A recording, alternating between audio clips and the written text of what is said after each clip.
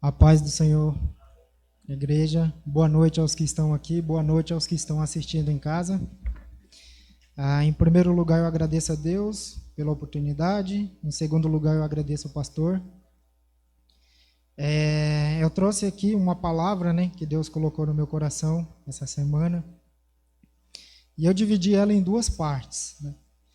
A palavra ela está em João 15, do versículo 4 ao versículo 7. A primeira parte da mensagem vai falar do versículo 4 ao 6 e eu vou finalizar com o versículo 7. Mas antes, vamos fazer uma oração para agradecer o Senhor. Senhor, meu Deus e nosso Pai, Criador do céu e da terra, Tu que nos dá tudo que nós necessitamos, Senhor. Te agradecemos neste momento, nessa noite, pelas tuas bênçãos em nossas vidas e pela sua paciência para conosco, porque somos pecadores e ainda somos teimosos, mas a tua graça é grande para conosco mediante ao nosso Senhor Jesus Cristo. Por isso te agradecemos, Pai, por esta noite e pelos dias que hão de vir. Amém. Então vamos lá. João, capítulo 15, do versículo 4 ao 7. E a palavra do Senhor diz assim: Continue unidos comigo, e eu continuarei unidos com vocês. Pois assim como ramos só das uvas quando estão... Pois assim como o ramo só dá uvas quando estão unidos com a planta, assim também vocês só podem dar frutos se ficarem unidos comigo. Eu sou a videira e vocês são os ramos. Quem está unido comigo e eu com ele, esse dá muito fruto, porque sem mim vocês não podem fazer nada. Quem não ficar unido comigo será jogado fora e secará. Será como os ramos secos que são juntados e jogados no fogo, onde são queimados. Se vocês ficarem unidos comigo e as minhas palavras continuarem em vocês, vocês receberão tudo o que pedirem.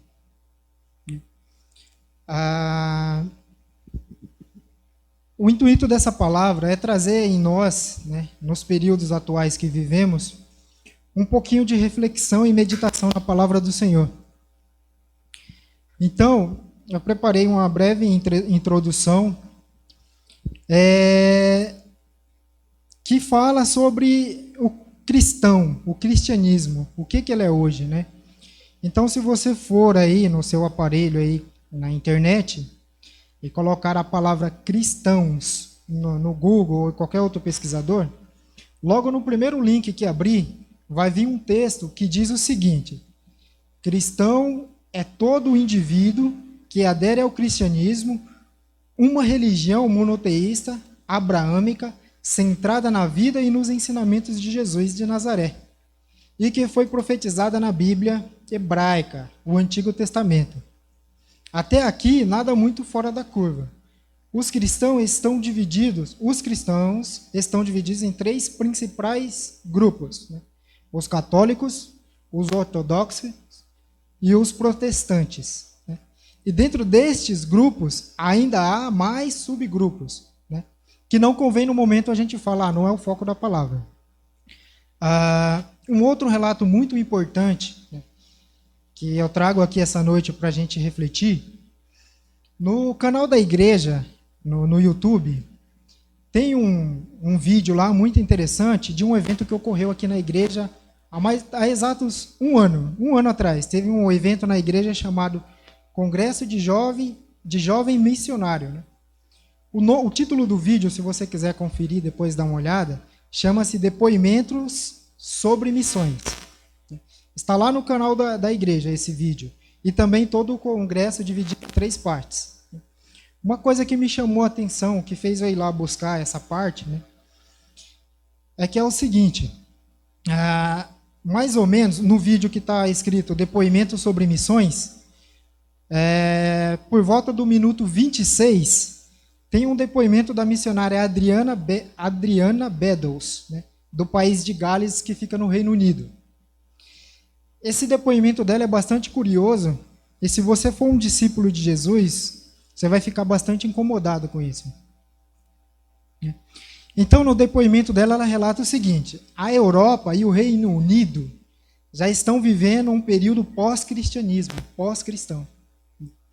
No depoimento, ela alerta também que lá também ainda permanecem muitas igrejas, certo? Só que há uma coisa interessante: essas igrejas não têm pastores, não têm líderes, né? Sofrem uma escassez muito grande de líderes. Pelo que ela comenta lá no vídeo, ela e o esposo dela, presta bem atenção, irmãos, ela e o esposo delas auxiliam na liderança de 15 igrejas. É um número bastante assustador para uma pessoa só. Né? E nesse minuto também ela fala que lá no Reino Unido, também em outras partes da Europa a gente sabe que há também, ela disse que já existem leis que já calam, que já silenciam o cristão, ou seja, já foi elaboradas leis, né, que impedem o cristão de se expressar, ou seja, a gente está no auge da democracia, mas também já existem leis que já impedem o cristão de se expressar, de exercer, né, a sua religião, o seu culto e adoração a Deus. Esse é um ponto muito interessante. Como eu disse antes, se você for um autêntico discípulo de Jesus, você já deve estar bastante incomodado com isso. E aqui temos 2 pontos que podem gerar bastante desconforto e que servem como meditação, né, nesses períodos que a gente vive. Né? Se você também for um cristão bastante assíduo e leitor da Bíblia, vai vir à sua mente agora o livro de Éfesos, né, no capítulo 4, onde é o capítulo que fala da unidade do corpo de Cristo. Nesse capítulo, né, diz o seguinte, o versículo 3 ao 6. Façam todo o esforço para conservar a unidade do Espírito pelo vínculo da paz. Há um só corpo, um só Espírito, assim como a esperança para o qual vocês foram chamados é uma só. Há um só Senhor, uma só fé, um só batismo, um só Deus e Pai de todos, que é sobre todos, por meio de todos e em todos. Bem, nesse ponto, meus irmãos, eu queria chamar a atenção para as primeiras 2 linhas, né, desses versículos e perguntar para vocês quão trabalhoso é manter a paz e a unidade. Quão trabalhoso é.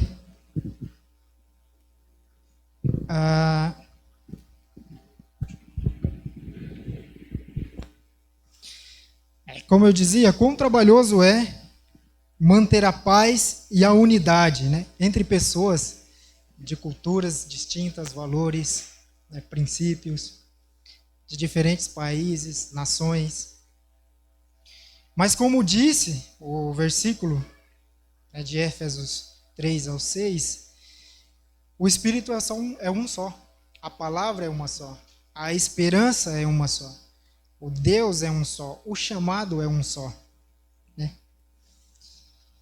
Então eu coloquei aqui uma parte que a gente vai voltar um pouquinho no século IV, né? Parece que esse foi um século que foi bastante tumultuado com relação à palavra de Deus, onde surgiu centenas de linhas de doutrina, centenas de pensamentos livres. E durante esse período, no século IV, houveram alguns concílios, né, onde a igreja se reunia para averiguar as diferentes linhas de pensamento que surgiam, né, como elas se reuniam com a finalidade de manter a doutrina, né, de manter o ensinamento de Jesus o mais puro possível, né, conforme as Escrituras. E houveram nesse período 4 concílios, 4 grandes concílios. Né? O primeiro deles, em 325, eu acho que é o mais conhecido, foi o concílio de Niceia. Em 381, houve também o concílio de Constantinopla. Ao período, 16 anos depois, não passaram nem 50 anos, houve o concílio de Cartago, né, onde foi reconhecido o cânon bíblico, o atual, que a gente conhece hoje. Em 451, houve mais um outro concílio, que foi conhecido como o Concílio de Calcedônia. E aí, como vocês podem perceber, no intervalo de 126 anos, né, ali perto, né, não tinha 500 anos que Jesus tinha vindo entre nós. No período de 126 anos, houveram 4 grandes concílios. E dentre 2 deles, não teve um período de 16 anos. Né? Para você ver como era tão tumultuado, né? Precisava de muito alinhamento e realinhamento, né, no pensamento cristão. Principalmente entre aqueles que ensinavam a palavra, principalmente entre aqueles que estudavam a palavra. Né? Que nessa época também a Bíblia não era esse livro que a gente conhece hoje, né? Que era distribuído praticamente pelas igrejas, como é feito hoje. E mais recentemente, no século XVII, teve uma outra grande reforma, que ficou conhecida como a Reforma Protestante. O principal objetivo dessa reforma foi a preservação da doutrina bíblica, como ela é na Bíblia. Porque vamos lembrar que as discussões elas aconteciam em qualquer lugar, mas não necessariamente elas eram baseadas na Bíblia. Então, no século XVII teve esse concílio, onde teve mais 8 grandes reuniões para definir exatamente como que seria ensinado a palavra de Cristo, como que seria pregado, e como que seria o procedimento dos cristãos. E nesse momento, a Bíblia já estava lá, mas o foco era alinhar os pensamentos. A gente teve confissões, cânones, artigos, catecismos. E todos esses concílios tinham a finalidade de preservar a palavra de Cristo, né, a mais pura possível. E também, um detalhe importante, né, era livrar, né, o evangelho dos pensamentos de heresias, né, principalmente dos romanos, que estavam no auge naquele período. Né. Então, como conclusão, a gente tira aqui que é o seguinte: naquele período não tinha internet, não tinha rádio, não tinha TV, as cartas eram enviadas pelo mensageiro que saía correndo pelo deserto, por tudo que era lado, ou também por pessoas que andavam a cavalo. Acho que o veículo mais rápido que tinha era o cavalo. Né? E enquanto isso, lá na Bíblia, para os que tinham acesso à Bíblia e à palavra, estava escrito o seguinte, em Marcos 15:16, eu peguei esse versículo como base, que dizia mais ou menos o seguinte: Jesus dizia assim: vão pelo mundo todo e preguem o evangelho a todas as pessoas. Que crê e for batizado será salvo, mas quem não crê será condenado. Ou seja, já estava lá, mediante todas essas reuniões, a palavra de Cristo já estava lá e bem clara, como vocês podem ver aqui. Vão por todas as partes e preguem a palavra. E todo aquele que nela crê será salvo. Né? E agora, em nosso tempo, com todo mundo querendo falar e dar a sua opinião e ter razão sobre tudo, em todo tipo de mídia social, em TV, rádio, YouTube, Facebook e por aí vai, tem uma coisa bastante incomum que eu acho que nunca houve em nenhuma época da vida humana sobre a Terra, né? Que é a velocidade como que as informações, os discursos trafegam. Imagina, no século IV, em menos de 200 anos, a gente teve 4 realinhamentos. No século XVII, a gente teve mais ou menos 8. Tudo no mesmo século. E agora? Enquanto isso, a palavra de Cristo está aqui na Bíblia. E ela diz o seguinte: pregue a palavra. Pregue o evangelho. E ela fala que todo aquele que crê na palavra será salvo. Né?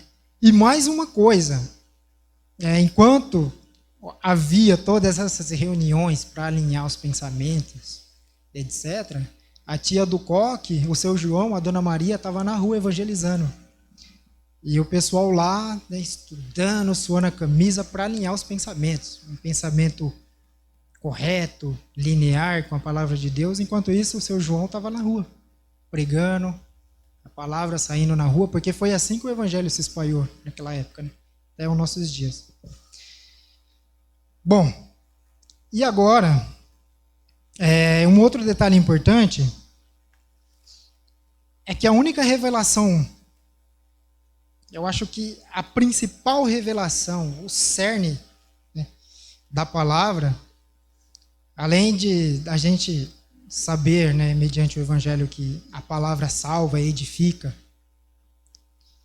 a gente também tem a informação na Bíblia, né, que a imagem do Deus invisível, do Altíssimo, é Jesus Cristo. Olha que interessante, já está revelado aqui. Não precisa mais debater linhas de raciocínio, filosofias. Já está aqui. Certo? Então a palavra diz que Deus se revelou por meio do seu Filho unigênito, que é a imagem do Pai, não a imagem física, mas a imagem de justiça, a imagem de amor, a imagem de sabedoria, que é o que Cristo é a sabedoria de Deus. Ele é a imagem do Pai. Isso está claramente na Bíblia. Então eu lhes pergunto agora como que devemos nos preocupar em ocupar as nossas mentes com o que está sendo exposto aqui nesse momento, principalmente, né, aos líderes de igreja, seja ela grande, seja ela pequena, seja ela com império, aqueles impérios grandiosos com sede em vários países, etc. Nesse tempo tão cheio de debate, onde todo mundo quer ter razão, com que o cristão deve se preocupar? Como que ele deve proceder? Ele deve entrar nessas mídias sociais e defender a palavra de Cristo nos debates calorosos? Como que devemos agir? Lembre-se, né?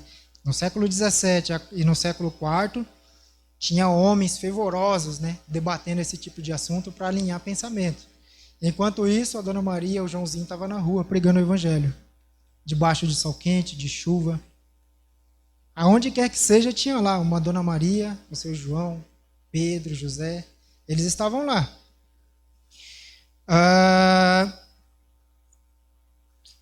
Então a gente vê aqui uma coisa bem interessante. Depois de séculos de tanto derramamento de suor, sangue, lágrima, pelos que trabalharam em circunstâncias até quase sobre-humanas ou sobre-humanas, para que o reino de Deus chegasse até aqui, até onde nós, ou seja, até o nosso tempo, para que eu, você e qualquer pessoa que crê na palavra de Jesus possa ser salvo, possa ter um alívio. Por um lado, o mundo vê os cristãos divididos em 3 grandes vertentes: a ortodoxa, a católica e a protestante. E por outro lado, a gente tem nações e continentes inteiros abandonando a palavra de Cristo, deixando de ser cristão, né? Não estou aqui querendo apontar qual é a vertente ou o ramo do cristianismo que é o correto, né? Não me compete fazer juízo sobre isso, porque já existe um juiz, é Cristo, a gente sabe, e qualquer um pode ter acesso à Bíblia, qualquer um pode ouvir uma pregação hoje, por exemplo, acessar o canal da igreja aqui e assistir o culto. Porém, eu estou dando esse tipo de introdução para a gente ficar mesmo um pouquinho incomodado e saber que os tempos, eles sempre mudam e sempre vão mudar, e sempre na vida do cristão vai ter a dificuldade para ele pregar o evangelho, seja aonde ele estiver. Sempre vai ter lá o intempérie, sempre vai ter o impedimento. Seja você quem for. Então, mas a gente sabe que Deus é poderoso, né, para manter confiante aquele que ele começou a boa obra dele. Então Deus é poderoso para terminar aquela boa obra que ele começou na sua vida, para te ajudar a você a continuar firme na palavra, trabalhando e cumprindo com o seu dever, que é o seu chamado, né? E mais uma coisa, aqueles que são de Deus não vão se abalar com esse tipo de notícia. Por mais que tenham pessoas abdicando de sua fé, aqueles que são de Deus, aqueles discípulos de Jesus Cristo, os autênticos, eles não serão abalados, eles não vão se abalar. Muito pelo contrário, eles vão continuar firmes, dia após dia, renovado pela graça do nosso Senhor Jesus Cristo, recebendo novas forças para poder receber a sua porção do Espírito Santo diariamente e cumprir com a sua missão, cumprir com o seu chamado. Independente do país A ou B, né, ter um tempo difícil, né, tá criando leis e mais impedimento. Apesar dos levantes que nós estamos tendo em nosso tempo, aquele que é de Deus, ele sempre tem as suas forças e esperanças renovadas em nosso Senhor Jesus Cristo. Por mais que a dificuldade se apresente, a providência de Deus estará para te dar força e bom ânimo, para te suportar nas suas aflições. Seja você quem for, não desanime. Continue semeando pela manhã, pela tarde, se possível até a noite. Permaneça unido ao nosso Senhor Jesus Cristo, pois logo seus frutos aparecerão. Porque aquele que começou boa obra em você é poderoso para terminar, até o dia do nosso Senhor Jesus Cristo. Por mais que nós tenhamos que atuar nas diversas áreas de ministérios, o propósito é só um, é apenas um. É fazer com que as pessoas do mundo que ainda não se converteram creiam no Filho de Deus e conhecer Jesus Cristo em sua plenitude e serem salvos pela graça e a misericórdia de Deus. O propósito é esse, ainda não mudou. Um outro ponto bem interessante é que no versículo 7, lá do capítulo do capítulo 15, do versículo 7 de João, né, diz o seguinte: se vocês ficarem unidos comigo e as minhas palavras continuarem em vocês, receberão tudo o que pedirem. Né? Mais uma vez, Jesus nos lembra de que Ele está com a gente e que nós precisamos estar com Ele. E de que Ele é fiel para atender todas as nossas necessidades. E que só basta a gente pedir. Mas aqui eu gostaria de comentar um pouquinho sobre esse pedir. O que devemos pedir? Para que devemos pedir? Né? E por que devemos pedir? E por que Deus nos dará o que pedimos? É bem simples, como está escrito na Bíblia, no próprio capítulo 15 de João. Deus nos dá tudo o que nós pedimos para que o nome dele seja glorificado. É para isso. E também para que muitos frutos sejam dados mediante ao nosso trabalho, mediante a orientação e o direcionamento do nosso Senhor Jesus Cristo. E uma outra coisa bem interessante é que a gente pede, e se Deus nos dá, não é para alguém demonstrar o quão abençoado é, por causa do Evangelho. Né? O propósito da gente receber o que pede, estando em Cristo, é glorificar o nome do nosso Senhor. É mostrar a Deus, é mostrar ao mundo, é manifestar ao mundo, através das nossas ações, das nossas atitudes, a glória e o poder de Deus. e que Ele é, independente do tempo, independente da era, independente das circunstâncias. Ele é, simplesmente Ele é. Quer você aceite, quer não. Então, o que nós recebemos de Deus, né, se o que pedimos estiver de acordo, é para a glória de Deus, não para os nossos propósitos, né? Não para nos vangloriar e dizer que somos abençoados porque somos cristãos, somos de Cristo. Não é esse o propósito, né? Bom, você recebe o que pediu a Deus, ótimo, agradeça, pois você recebeu uma coisa que foi dada de graça, apesar de ser pecador. Uma outra verdade é que a sua verdadeira vida não está aqui, né? Conforme está lá no livro de Gálatas, a sua vida está escondida. Está escondida em quem? Em nosso Senhor Jesus Cristo. A sua vida não é isso aqui. Não é o seu trabalho, não é a sua rotina do dia a dia, a sua vida não é isso. A sua vida ainda será revelada, porque ela está escondida em nosso Senhor Jesus Cristo. E só será revelada quando Ele vier buscar aqueles que são deles. Já tem essa. Mas enquanto isso, né, o procedimento que devemos ter perante aos olhos de Deus e também aos olhos dos homens, ele vem diretamente do Espírito Santo. Não é de você. Não é de mim. Não é de nós.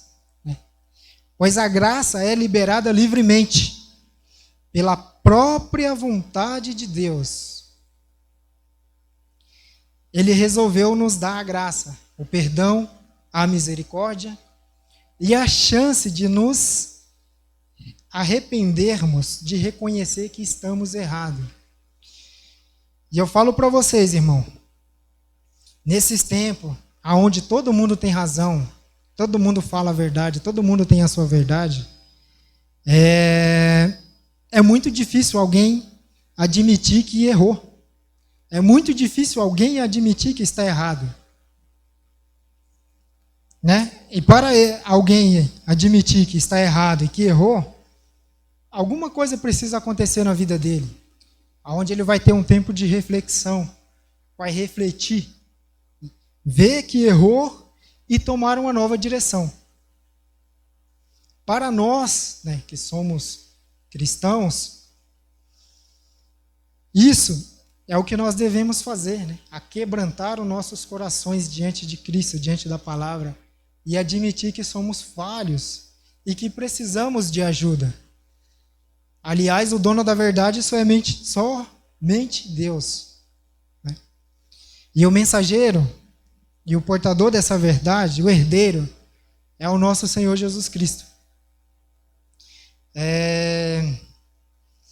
Parece que no quarto século, né, teve um alvoroço assim como esse que estamos vivendo agora. Porém, né, como eu havia dito há uns minutos atrás, com auxílio das mídias sociais, né, rádio, TV, e tudo quanto é veículo de notícias e informações,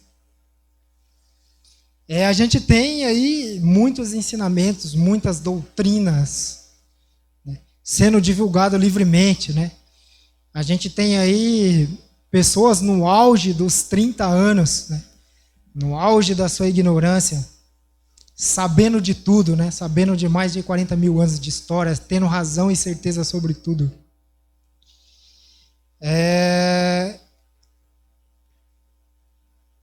E aos que ainda aceitam a ser cristão, aos que são cristãos, muitos deles estão se desviando, né, sendo sábios aos próprios olhos e desenvolvendo um Deus pessoal, uma personalidade, né? Muitos desenvolvem um Deus pessoal lá, e cada qual com seu Deus, lá no seu entendimento, e cheio de desejos, né, dos mais diversos possíveis, buscando bênçãos, buscando glórias, buscando poder, buscando mandar nos outros, né? Mas deixa esse Deus, pessoal, deixar de atender à vontade deles. Né? Logo o cara diz que vai rasgar a Bíblia, né? Ou vir ateu. Mas a gente sabe que o Deus, o Altíssimo, o verdadeiro, ele já se revelou, como eu disse há poucos minutos atrás. Ele já se revelou através de Jesus Cristo. E ele se revelou por completo, a imagem dele em nosso Senhor Jesus Cristo. Em amor, em justiça, em bondade, ele revelou a sua perfeição. Lá em 1 Coríntios capítulo 3, né, o apóstolo Paulo chama a atenção dos coríntios, logo no começo, né, onde ele fala que ele teve que dar leite espiritual para os coríntios, até aquele momento, porque eles não poderiam mais suportar, né, eles não poderiam suportar no sentido de entender aquilo que seria dito. Ou seja, a verdade revelada, a verdade puramente revelada. Então, Paulo falou que ele precisou dar leite espiritual. Por quê? Porque ele disse que os coríntios, né, eram ainda muito carnais, ou seja, eles ainda tinham os pensamentos muito mundanos, muito superficial, muito nas coisas do mundo, no status, pensava ainda muito na vida social, nos relacionamentos, nas influências, nos contatos. Agora, vocês acham que é diferente? A palavra de Deus não mudou, é a mesma. No século XVII, no século IV, vocês acham que era diferente? A palavra não mudou. A palavra é a mesma. E por incrível que pareça, as pessoas continuam com os mesmos pensamentos, né? Em busca de objetos que possa satisfazer o seu ego. Só que essa satisfação ela é momentânea. Você conquista aquilo que você quer e de repente já aparece uma outra coisa para ocupar a sua mente, a sua preocupação, o seu dia, o seu tempo. E aí você sai desembestado, em busca dessa outra nova coisa, com esse desejo no coração de conquistar, eu quero, a vida é minha, eu posso. E nesse processo é onde o seu coração é endurecido. A palavra de Deus fala que o coração de muitos está endurecido porque o príncipe deste mundo, dessa era, cegou o coração das pessoas. E foi com essas coisas, foi com esses desejos que ele cegou. E por causa disso diminuiu a sua sensibilidade. Não estou falando de sensibilidade mediúnica, essas coisas não. Foi a sua sensibilidade de empatia, de preocupação para com o outro, de saber que a preocupação do outro que está do seu lado é tão importante quanto a sua. Você perdeu a sensibilidade de saber que do outro lado do mundo há pessoas cristãs, crentes em Jesus Cristo, no Evangelho do nosso Senhor Jesus Cristo, que também passa pela mesma coisa que você passa diariamente. Ou, se não, coisa pior, porque o nosso país ainda permite exercermos o nosso culto a Deus. Você perdeu a sensibilidade de passar, né, a justiça de Deus, a sã doutrina, aos seus filhos. Porque é através disso que a palavra irá se manter. Não através de concílios, de bate-bocas, de estudos e etc. Enquanto esse povo aqui no século IV e no século XVII estavam lá debatendo, suando a camisa, de uma maneira formal de compreender a palavra de Deus, Jesus já havia dito, vão por todo o mundo, por todas as nações, pregue o evangelho, pregue a palavra, ensinem a cada um a meu respeito, ao meu procedimento. Assim como eu vivi, vocês têm que viver. Esse é o caminho. Não existe nenhum mistério oculto onde tem que ser revelado, que você tem que dar 3 pulinhos, fazer um propósito de 7 dias, está aqui, ó, claramente revelado. Em diversos idiomas, em diversos estilos literários, né? Porque você tem aquele palavreado mais antigo, e também você tem aquelas palavras mais modernas. Então está aqui, bem aqui, você não precisa mais fazer propósito, dar 7 pulinhos, para conseguir entender a palavra de Deus. Ou vocês acham que Jesus Cristo, ele não se atentou que no mundo haveria gente que não sabia ler, analfabeto, e pessoas que saberiam ler. Por isso ele disse, vão por todo o mundo e preguem a palavra. Porque aqueles que não sabem ler, aqueles que não sabem entender um texto, eles vão ouvir a palavra mediante o falar de quem? Nós que somos cristãos, que fomos designados, que fomos incumbidos dessa tarefa, né? E ainda mais, Jesus não usou nenhuma palavra complexa, de dificuldade, etc. Ele usou palavras simples, do dia a dia, ao qual qualquer um pode entender. Seja ele do campo, melhor ainda, seja ele da cidade, melhor ainda. E ainda mais, se houver alguém que não for capaz de entender, então a palavra diz que Deus chamou uns para ser pastores, outros para ser líderes e outros para ser mestres. Ou seja, tem quem a ensine, né? E bem nesse ponto eu quero lembrar do início dessa palavra, né? Que a gente viu um relato onde a Europa, onde praticamente parte desses concílios ocorreram, né? Está vivendo um momento de extrema opressão ao cristianismo. O cristianismo tem lei, esses países da Europa têm lei que calam o cristianismo, mas em contrapartida há outras linhas de pensamento e outras religiões que são permitidas e estão crescendo em rápida expansão. Não só na Europa, no mundo inteiro. E também, nesse momento, eu pergunto, o que nós estamos fazendo, igreja? Essa palavra também ela serve para mim, eu também me incomodo com ela, né? E ao passo que eu pergunto o que nós estamos fazendo, eu também me pergunto, eu também me questiono, né, nos momentos de orações. Mas uma coisa é certa, se você tem fé naquele que te chamou para exercer o seu ministério, então ore. Peça novas estratégias, porque Ele irá abrir portas. Assim como os discípulos e apóstolos no passado, né, eram caçados, chicoteados, né, sempre eles tinham uma oportunidade. Um exemplo mais icônico que eu tenho particularmente por mim é que quando Paulo foi preso, o cara ia morrer. Ele foi preso, ele falou, Deus me deu a oportunidade de ir para Roma pregar o evangelho. Olha que interessante. Numa coisa praticamente terrível para quem é bastante mundano, que ia morrer, que ia ser preso, ia ficar em cárcere, livre de circulação, livre de viajar. O cara falou que aquilo era uma oportunidade para ele pregar a palavra entre os romanos.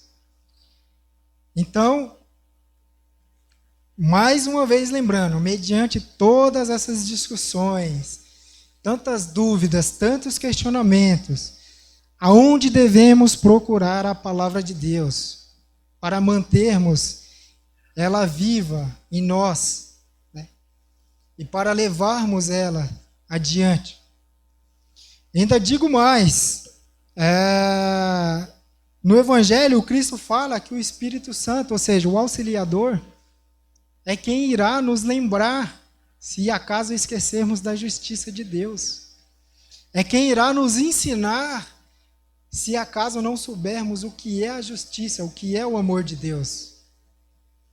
Então vejam, meus irmãos, se aquele que ainda duvida de que há uma certa inteligência trabalhando, né, a saber, Cristo, Ele se preocupou em cada ponto, em cada detalhe, para que no momento que a gente falar, ah, meu Deus, eu não aguento mais, está difícil, o Espírito Santo lembra a nós o que devemos fazer. Aí Jesus vem e, como ele falou a Paulo, em um momento de aflição, a minha graça te basta. O meu poder é fortalecido mediante a sua fraqueza, disse Deus. Então, qual é a nossa desculpa? Qual é a nossa desculpa? Será que é o tempo, que não temos tempo? Mas eu aposto que eu, ou vocês, ou qualquer um de nós arruma um tempinho para... Não agora, tá? Mas arruma um tempinho para ir a um cinema, para ver um jogo de futebol, para assistir uma novela, para acompanhar um filme, e consegue contar um capítulo com detalhes. Mais uma vez eu pergunto, o que nós estamos fazendo mediante tanta mudança, mediante tanto debate, mediante tanta confusão, para manter vivo e puro entre nós o Evangelho do nosso Senhor Jesus Cristo, para manter a palavra viva e operante, né? Entre nós, para buscar aqueles que estão cansados, aqueles que estão a ponto de se suicidar, aqueles que estão desanimados. O que faremos para levar até ele ou tornar o Evangelho de Jesus Cristo conhecido? Afinal, Jesus disse, venham a mim todos aqueles que estão cansados, que necessitam de um refrigério na alma. E aqui eu já estou quase finalizando, só para a gente concluir um pouco. Eu vou falar um pouquinho a todos os cristãos, mas é direcionado aos líderes que hoje têm acesso a essas mídias, né? Têm acesso a esses canais, esses big canais, a canais de TV, a jornais, a esses que têm as big construções, os big prédios, né? As igrejas em mais de 150 países, a esse que se vangloria disso. Ele olha para e fala assim, uau, olha o que eu construí. Ele está enganado, não foi ele que construiu. Ele está construindo em cima de um edifício chamado Jesus Cristo. E a obra não é dele. A obra é de Deus. O reino é de Deus. Você trabalha para Deus. Porque a sua vida, a partir do momento que você aceitou a Jesus e foi batizado, a sua vida não é mais sua. A sua vida pertence a Jesus Cristo. E para você só vai descobrir ela na plenitude de Cristo, quando Ele vier. É isso que a palavra diz. Eu não estou inventando nada, não estou tirando nada da minha mente. É a palavra que diz isso. Então, né, aos líderes das grandes construções, dos grandes públicos, dos grandes números, mas, no entanto, né, poucas almas salvas. Né? Então, essa palavra aqui, ela é para todos nós, mas ela é direcionada para esse. Né? Onde que ele construiu esse império, numa ingenuidade, né? E tão longe, né? Você aproveitará disso eternamente. Porque, como eu disse, a obra é de Deus, a palavra é de Deus, o reino é de Deus, e tudo isso é eterno. Mas você secará como a erva do campo, e numa brevidade impressionante. O que é 40, 50, 80 anos? Isso passa num piscar de olhos, é uma semana, é 2 dias, e olhe lá. Né? Como é breve os seus dias. Né? E aqui a palavra diz que a gente não pode brincar com Deus, porque com Deus não se brinca. Tanto que lá no começo, né, lá no livro de Judas, ele relata que os anjos que desobedeceram a Deus estão acorrentados até os dias de hoje, aguardando o julgamento na vinda do nosso Senhor Jesus Cristo. Então eu faço um apelo, eu faço um pedido, não brinque com a fé daqueles que são necessitados. Você está brincando com uma vida, com uma alma. Eu sei que ela creu em você por causa de Jesus, não foi por causa de você. Ela creu em Jesus mediante as palavras que saíram de você. Não sei se elas são sinceras ou não, mas saíram de você e você falava de Jesus. O que quer dizer, né? Tudo aquilo que será, o que significa esse negócio, né? Que a gente leu no versículo 7 do capítulo 15 de João, quando Cristo disse o seguinte: a tudo aquilo que vocês pedirem, lhes será dado. Né? Então, tudo aquilo que é pedido mediante súplicas, né, só será dado se for útil ao reino, se for útil para a edificação da igreja, não da construção de pedra, a edificação da igreja. Né? Ou seja, das pessoas que são crentes em Jesus.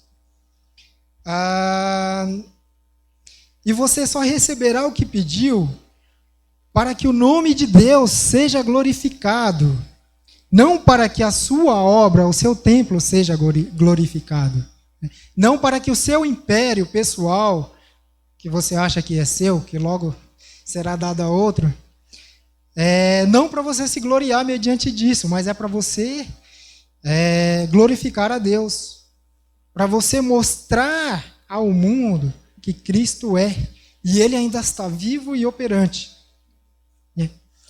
Em Colossenses 3, do capítulo 3, né, é dito o seguinte: portanto, já que vocês ressuscitaram com Cristo, procurem as coisas que são do alto, onde Cristo está assentado à direita de Deus. Mantenham o pensamento nas coisas do alto e não nas coisas da terra, pois vocês morreram e agora a sua vida está escondida em Cristo e em Deus. Né? Dessa forma, entendemos claramente o nosso objetivo como servos não é criar impérios para que possamos nos orgulhar. Não é criar raízes neste mundo, ou seja, viver à procura das coisas deste mundo. É mais priorizar a palavra, priorizar a Cristo em nossa vida. Mais outro versículo importante, em Filipenses 3, né? Está escrito: todos nós que alcançamos a maturidade devemos ver as coisas dessa forma. E se algum aspecto vocês pensam de modo diferente, e se em algum aspecto vocês pensam de modo diferente, isso também Deus lhes esclarecerá. Né? Tão somente vivamos de acordo com aquilo que já alcançamos. O que alcançamos? O Evangelho. Ou seja, o Evangelho nos alcançou, na verdade. Né? Em Gálatas, né, fala o seguinte: em Gálatas 6, levem os fardos pesados uns dos outros, e assim cumpram a lei de Cristo. Se alguém se considera alguma coisa, não sendo nada, engana-se a si mesmo. E para finalizar, eu gostaria de falar aqui o último capítulo, né? O último versículo está em 2 Timóteo 4, 2, 5, onde fala mais ou menos o seguinte: pregue a palavra, esteja preparado a tempo e fora de tempo, repreenda, corrija, exorte com toda a paciência e doutrina, pois virá o tempo em que não suportarão a sã doutrina. Ao contrário, sentindo coceira nos ouvidos, juntarão mestres para si mesmos, segundo os seus próprios desejos, e eles se recusarão a dar ouvidos à verdade, voltando-se para os mitos. Vocês, porém, igreja, sejam moderados em tudo, suporte o sofrimento, faça a obra de um evangelista, cumpram plenamente o seu ministério. Eu gostaria só de fazer uma oração em agradecimento.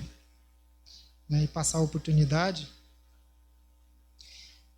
Senhor meu Deus, eu te agradeço mais uma vez, incansavelmente, pela tua misericórdia, pela tua graça, pelo teu amor, porque tu foi quem nos amou primeiro, tu foi quem nos deu o direito e o poder de nós sermos chamados de filho de Deus.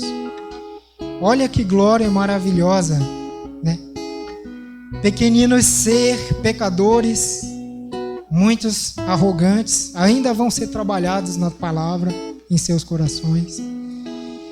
Mas foi tu, ó Pai, que nos amou, nos tirou do caminho errado, do erro, e nos colocou de volta a um caminho de esperança, de luz, aonde possamos ter um momento de comunhão, de alegria, e com quem possamos compartilhar as nossas alegrias e nossas dores, porque a palavra é uma só, a cabeça é um só, que é o nosso Senhor Jesus Cristo. Por isso tudo, e muito mais que não dá tempo de falar aqui agora, eu te agradeço e sou grato, né? E que o Senhor abençoe os nossos dias em cada dia de nossas vidas. Que o teu nome seja glorificado e louvado para todo sempre. Amém.